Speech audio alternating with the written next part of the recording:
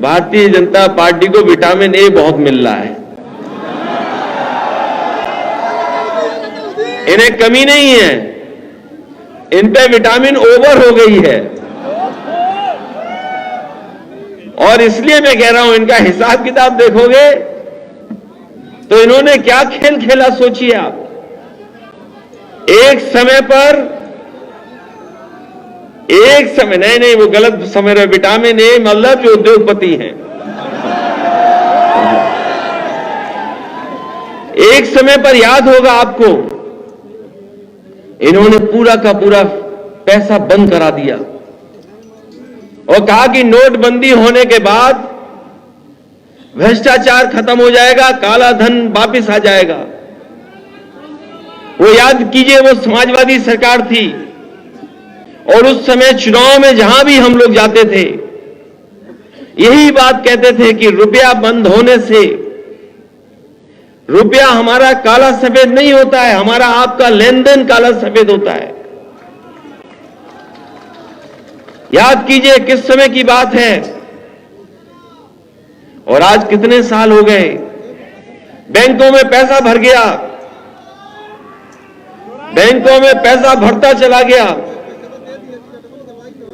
और इन्होंने न जाने कैसी अर्थव्यवस्था बनाई कि कुछ उद्योगपति न जाने कितनी रफ्तार से आगे बढ़ने लगे।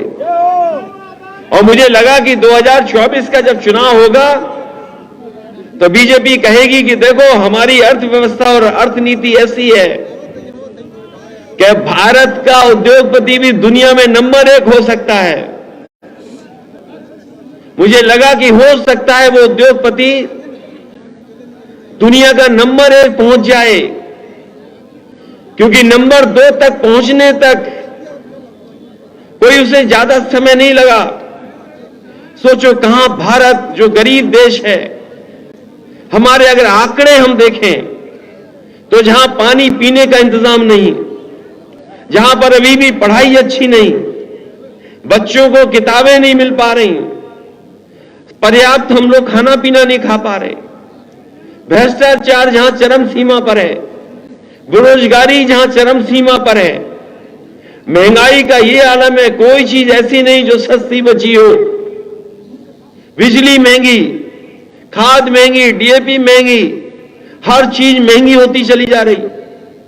और उसके बाद बताओ हमारे देश का उद्योगपति नंबर 2 पर, और हमें लगा कि वो नंबर 1 पर पहुंच जाएगा। और जब नंबर 1 पर पहुंच जाएगा तो बीजेपी हो सकती है उसी उद्योगपति के नाम पर हमसे आपसे वोट मांगे और लोकसभा का चुनाव लड़े।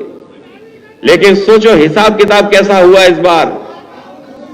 जो 2 नंबर पे था वो पता नहीं कहां पहुंच गया, गाजीपुर में खाता ना खुली, कहां पहुंच गया। मुझे तो ये लगता है कि जो 7-8 महीने सरकार के बचे हैं, कहीं कोई ऐसा हिसाब किताब ना बनाए कि फिर ऊपर आ जाए।